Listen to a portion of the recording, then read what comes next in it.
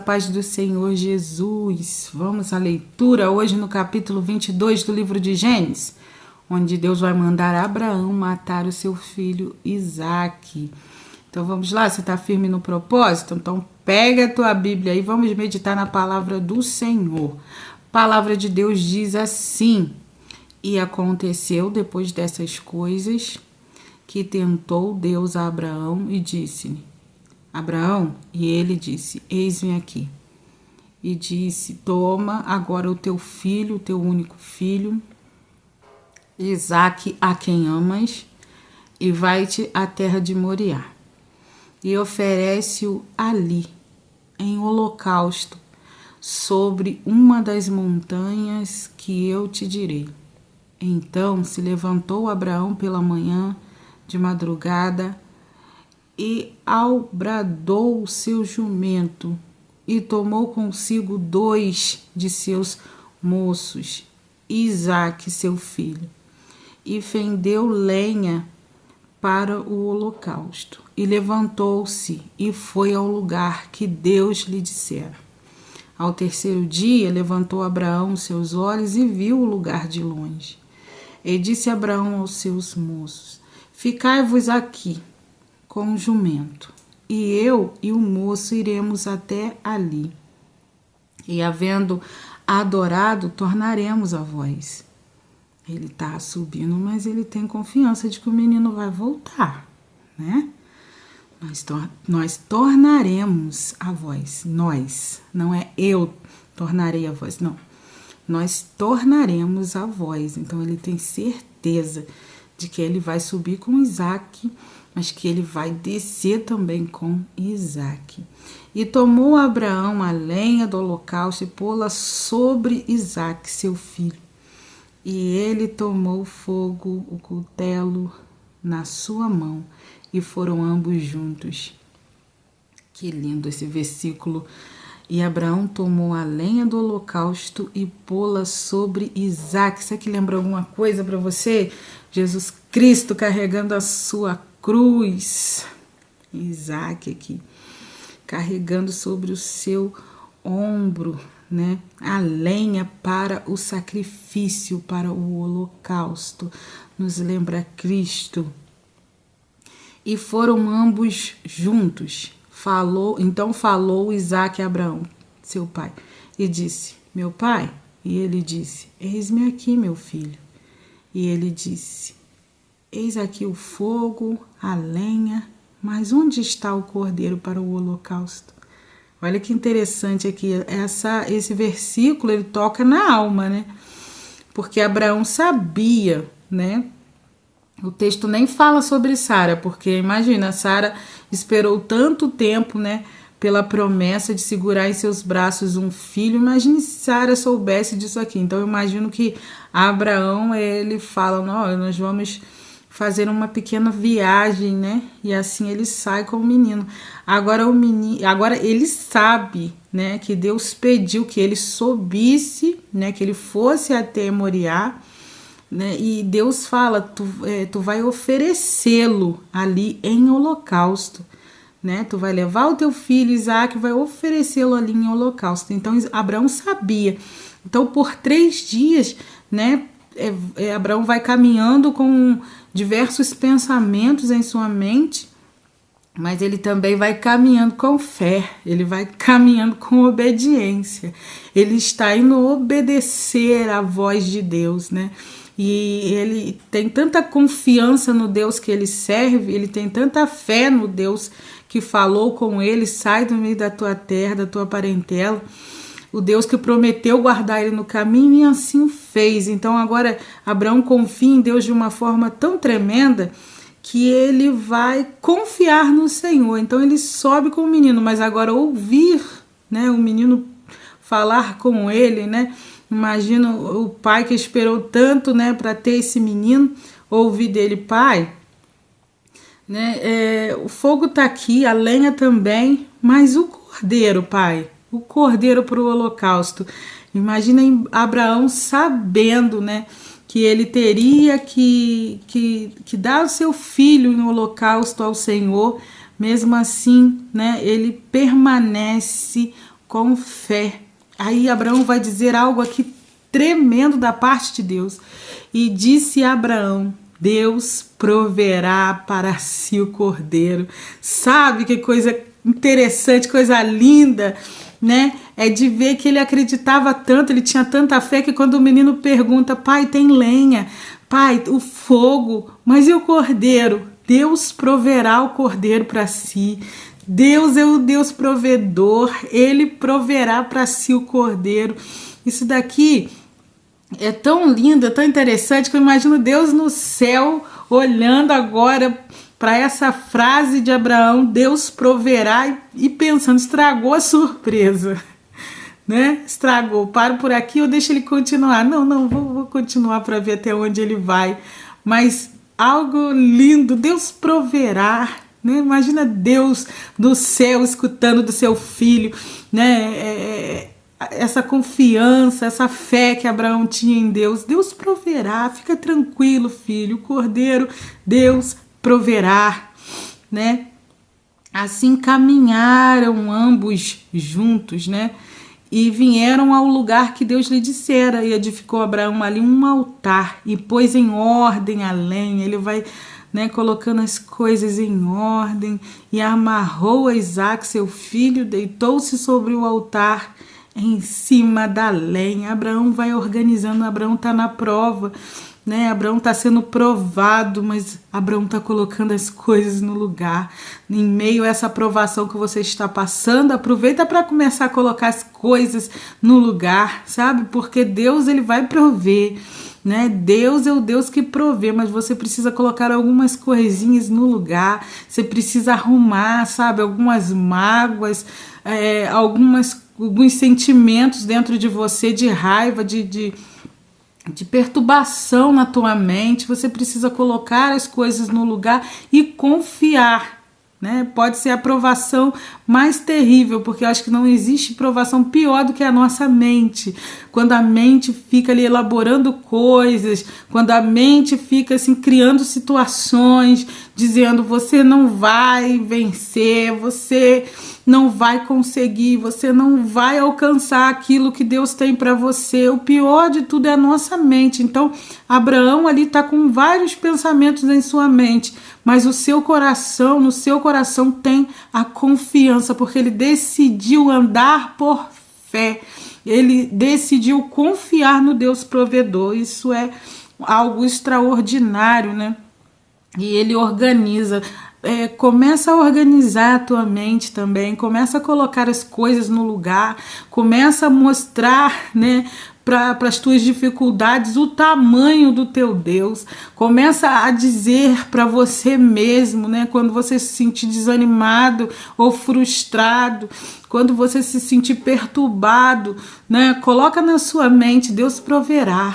Mas a situação está tão difícil, eu não vejo uma luz no fim do túnel, eu não vejo esperança. E aí comece a organizar a tua mente, dizer para ela mesma: Deus proverá. Confia, espera no Senhor, porque Ele é o Deus provedor. Estendeu Abraão a sua mão, depois do menino amarrado, né? E olha a obediência também de Isaque, que coisa linda, né? Porque ele tá ali deitado sobre a lenha, ele tá ali, né? Isso aqui é muito falando sobre Cristo, né? Que se entregou naquela cruz do Calvário, né? E não ofereceu resistência nenhuma, porque Jesus Cristo é poderoso, Jesus Cristo é Deus. Ele poderia, né, ter descido daquela cruz e mostrar para o mundo ali, para aquelas pessoas que estavam ali, o seu poder, mas ele não fez. Ele obedeceu a Deus, assim como Isaque obedece e se deixa ser amarrado, né, ali como um cordeiro, né, mudo. Ele não fala: pai, por que tu tá fazendo isso? Não, ele é um cordeiro mudo. E isso aqui é muito Cristo, que se entregou por nós naquela cruz do Calvário. Estendeu Abraão a sua mão e tomou o cutelo para imolar o seu filho. Mas o anjo do Senhor lhe bradou desde os céus e disse: Abraão, Abraão. E ele disse: eis-me aqui novamente. Então disse: não temas, não estenda a tua mão sobre o moço.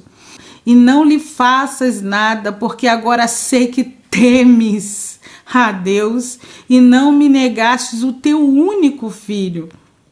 Então levantou Abraão os seus olhos e olhou, e eis um carneiro de trás dele, travado pelas suas pontas num mato. E foi Abraão e tomou o carneiro e ofereceu-o em holocausto e em lugar de seu filho. E chamou Abraão o nome daquele lugar: o Senhor proverá. Donde se diz até o dia de hoje: no monte do Senhor se proverá. Então o anjo do Senhor bradou a Abraão pela segunda vez desde os céus e disse: por mim mesmo jurei, diz o Senhor, porquanto fizestes essa ação e não me negastes o teu único filho, que deveras te abençoarei grandissimamente, multiplicarei a tua semente como as estrelas do céu e como a areia que está na praia do mar, e a tua semente possuirá a porta dos seus inimigos, e em tua semente serão benditas todas as nações da terra, porquanto obedecestes a minha voz. Então Abraão tornou aos seus moços e levantaram-se e foram juntos para Berseba. E Abraão habitou em Berseba. E sucedeu depois dessas coisas que anunciaram a Abraão, dizendo: eis que também Milca deu filhos a Naor, teu irmão. O seu primogênito é Bus, seu irmão, e Quemuel, pai de Arã, e Quezede e Azor, e Pildas, e Gidilaf, meu Deus, e Betuel.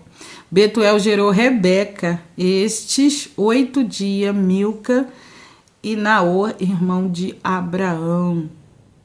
E a sua concubina, cujo nome era Reumá, lhe deu também Teba, e Gaá, e Taá, e Maacá, os nomes difíceis da Bíblia. Mas que capítulo bonito, que capítulo lindo, emocionante. Meu Deus, que coisa maravilhosa, né? Eu anotei coisinhas aqui muito, mas muito interessante mesmo, porque ele estava passando ali por uma prova, né?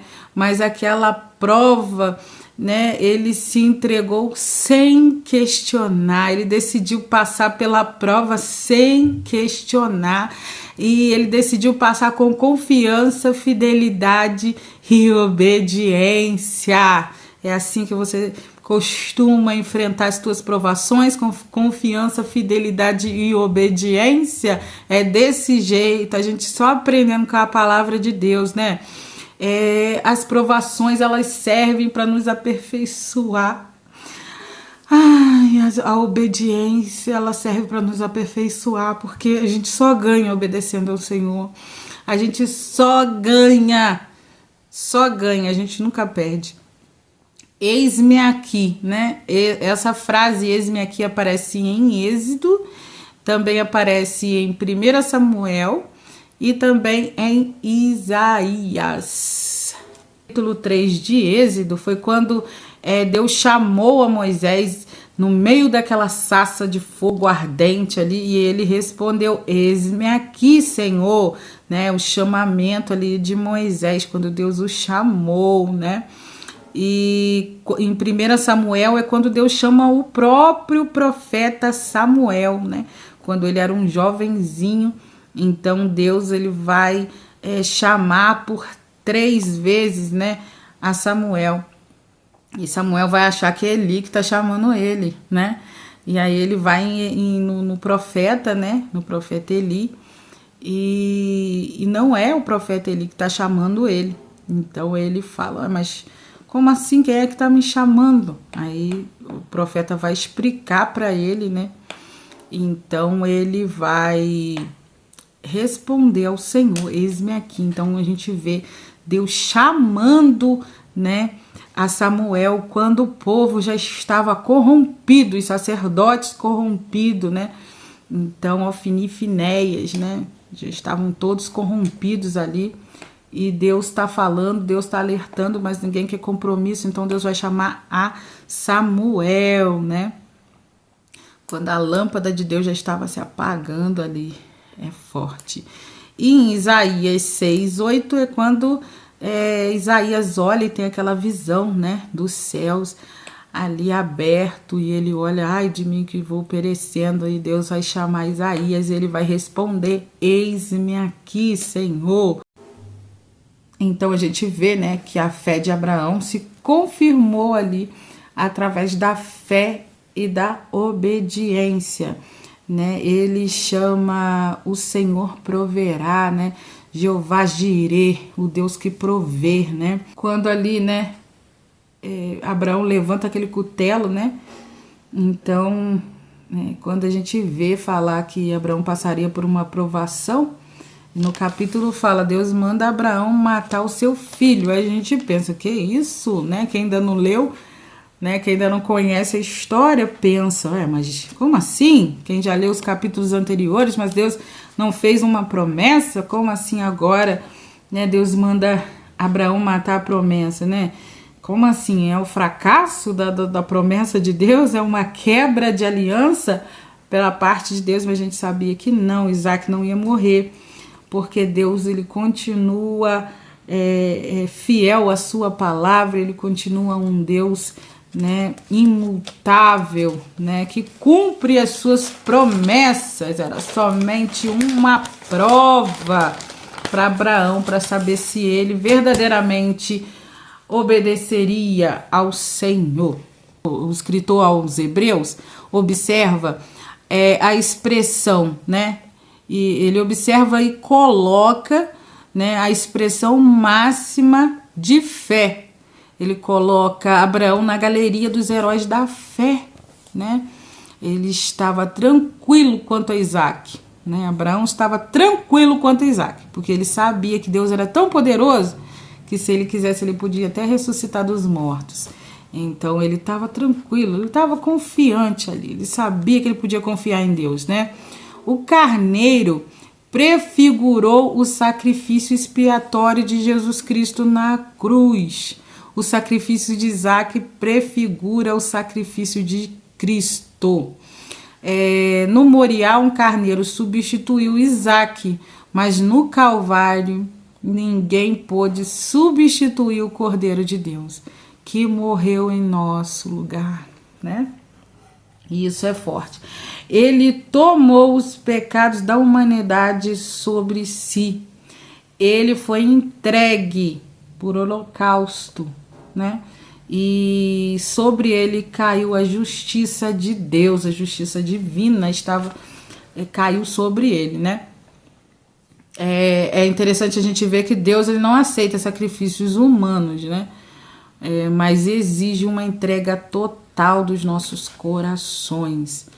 E Isaac ali carregando a lenha é um paralelo direto com Jesus Cristo na cruz, não lembra? Ai meu Deus, é um paralelo direto, é exatamente o que aconteceria. Ele carregando a própria lenha para o próprio sacrifício, né? E o carneiro substituto representa a provisão divina em lugar do pecado. Deus proveu um carneiro ali para substituir, né, Isaac. E agora, né, ele aqui também tem uma provisão, né, divina para o lugar do pecado, que foi dar o seu único filho por amor a nós. Que capítulo lindo, né? Vamos manter a nossa fé em ação. Continue firme no propósito. E amanhã temos o capítulo 23 para a glória de Deus Pai. Fica com Deus. Tchau.